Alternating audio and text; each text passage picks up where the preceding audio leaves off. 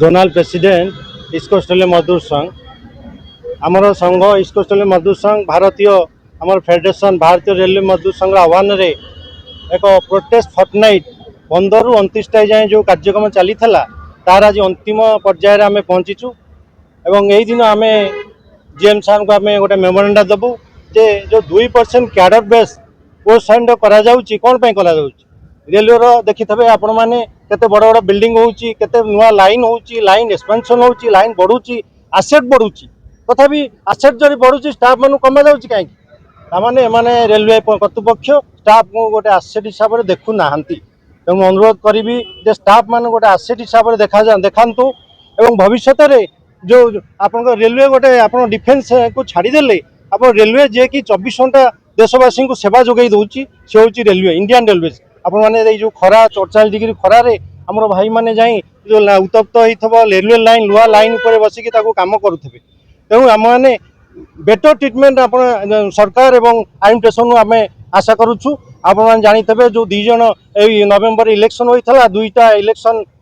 दुईटा recognise union east coast railway Shramik union एवं east coast railway Shramik Congress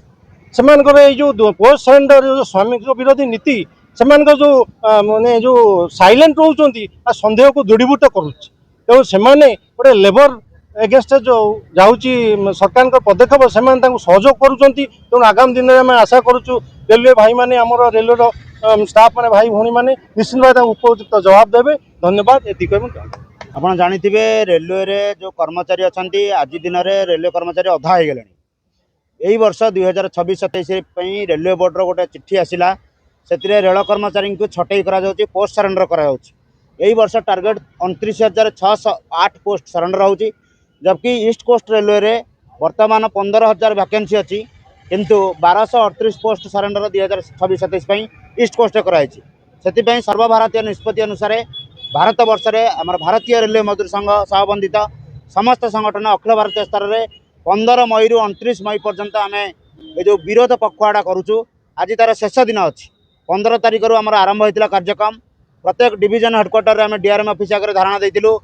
आमर मंचेश्वर वर्कशॉप गत काली गेट मीटिंग होता आज शेष दिन में आम मुख्यालय जो रेल सदन अच्छी जीएम ऑफिस आगे आम ये धारणा बसीचु ये जो पोस्ट सरेंडर हेले कर्मचारी प्रति बहुत बड़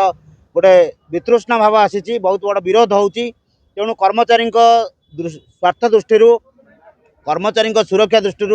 रेलवे सुरक्षा दृष्टि आम आज धारणा देचु यही जदि पोस्ट सरेंडर न हुए आगामी दिन में गोटे बड़ आंदोलन ठिया हम और तार नेतृत्व भारतीय मजदूर संघ भारतीय रेलवे मजदूर संघ नेब कर्तृपक्ष को आम 24 तारिख रेलवे बोर्डर चिट्ठी पर 27 तारिख दिन आम अखिल भारतीय फेडरेशन चिट्ठी मध्यम जनई आलोचना किंतु आलोचन किसी फलप्रद न होगा कारण आम बाध्य आम फेडरेशन ये आंदोलन को ओह्लैला एवं आमर जो दुईटा फेडरेशन रेलवे अच्छी आज्ञा एआरएफ और एनएफआईआर कौटि ना कौटि से सरकार को साथी साथ देकरी कर्मचारी विरोधी नीति रे साथ दौरान से भारतीय मजदूर संघ आगक आसी जो आंदोलन को आम निहाती रूपे तीव्र करूँ जदि तार जो रेलवे बोर्डर चिट्ठी की वापस न नि जाए पोस्ट सरेंडर बंद न हुए ताले आमर आंदोलन तीव्र रहिबो।